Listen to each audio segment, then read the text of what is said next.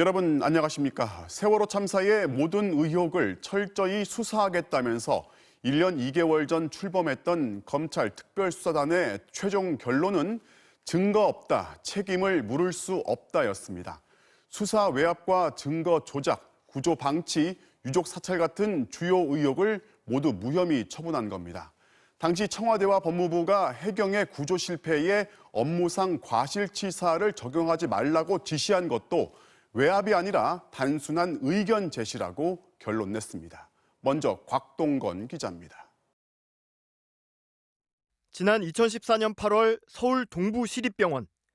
검은 양복 차림의 국가정보원 정보요원이 CCTV에 포착됐습니다.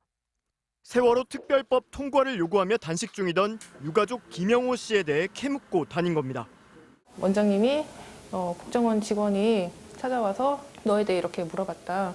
꼬투리 잡히지 않게 처신하는 게 좋겠다.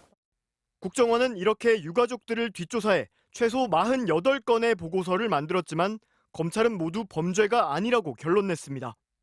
미행이나 도청 같은 수단을 쓰지 않았고 이 정보를 퍼뜨리거나 유가족을 압박하는 등 악용하진 않았다는 이유입니다.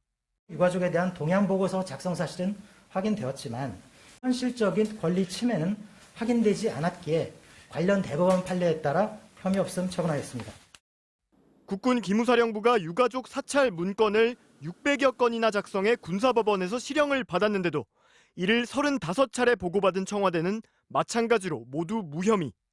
세월호 특별조사위가 공개한 기무사 문건에는 보고를 받은 김기춘 비서실장이 아주 만족한 듯 하다고까지 적혀 있지만 검찰은 박근혜 청와대 등 윗선이 사찰을 지시한 증거는 없다고 밝혔습니다. 또 우병우 당시 민정비서관과 황교안 법무장관이 해경 정장의 구속영장에서 과실치사 혐의를 빼라고 압박했다는 의혹 역시 처벌을 받지 않게 됐습니다. 법무장관과 청와대 핵심 비서관이 특정 사건의 영장 청구 과정까지 관여한 중대 혐의였지만 검찰은 서면 조사만 거쳐 단순한 의견 전달이었다고 결론 냈습니다. 이와 함께 검찰은 김기춘 당시 비서실장이 청와대를 감사하는 감사원에 외압을 넣은 의혹 역시 증거가 없다며 무혐의 종결했습니다. MBC 뉴스 곽동건입니다.